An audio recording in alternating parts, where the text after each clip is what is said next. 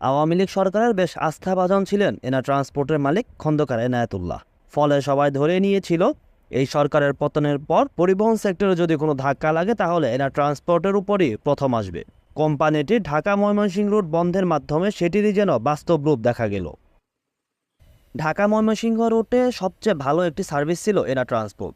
Gate lock service হওয়া যাত্রীরাও খুব দ্রুত আসা যাওয়া করতে পারতেন গন্তব্যে, কিন্তু এই বাস কোম্পানি বন্ধ হয়ে যাওয়ার পর বেশ বিপাকে পড়েছেন যাত্রীরা। বিগত সময় অর্থাৎ এনা ট্রান্সপোর্ট যখন চলাচল করতো তখন এই রুটে কোনো ভালো কোম্পানির বাস সার্ভিস দেয়নি বা দিতে পারেনি। মূলত এনার দাপটের কারণে ওই রুটে আর ভালো কোনো বাস কোম্পানি গড়ে ওঠেনি, যার প্রভাব এখন পড়ছে যাত্রীদের উপর। তারা লোকাল বাসগুলো এখন যাতায়াত করছেন, যদিও এনা ট্রান্সপোর্ট কর্তৃপক্ষ চেষ্টা চালিয়ে যাচ্ছে এই বাস কোম্পানি আবার চালু করতে ময়মনসিংহ রুটে, কিন্তু এখনও ইতিবাচক কোনো কিছুই আসেনি। এখন এনা ট্রান্সপোর্ট এই ময়মনসিংহ রুটে সার্ভিস দিতে পারবে কিনা সেটি আসলে সময়ই বলে দিবে। তবে এর মধ্যে একটি বিষয় সামনে এসেছে, সেটি ইউনাইটেড নামে একটি বাস কোম্পানি ঢাকা ময়মনসিংহ রুটে সার্ভিস দিচ্ছে। অনেকেই দেখতে পাচ্ছেন এনা ট্রান্সপোর্টের বাসগুলি এখন এই ইউনাইটেডের বহরে চলাচল করছে। এতে প্রশ্ন উঠেছে, তাহলে এনা ট্রান্সপোর্ট কি ভিন্ন নামে এই পথে আবার সার্ভিস দিচ্ছে? বিষয়টি তেমন না।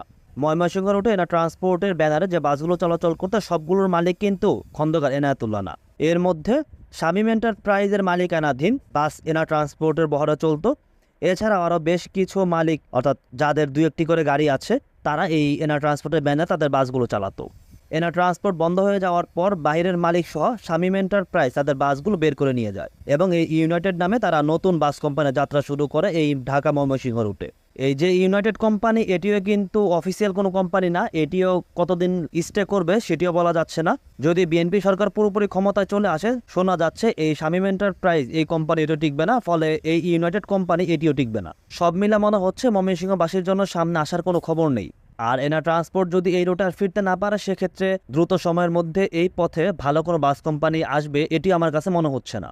বর্তমানে ইউনাইটেডের ব্যানারে যে বাসগুলো চলছে এইগুলো লোকাল, এনার মতো ভালো সার্ভিস দিতে পারছে না, ফলে যাত্রীরাও খুব একটা আস্থা পাচ্ছে না। তারা হয় এনাকে চাচ্ছে অথবা বিকল্প ভালো কোনো কোম্পানি চাচ্ছে, যাতে ঠিক আগের মতোই তারা দ্রুত সময়ের মধ্যে ঢাকা থেকে ময়মনসিংহ যেতে পারে বা ময়মনসিংহ থেকে ঢাকায় আসতে পারে।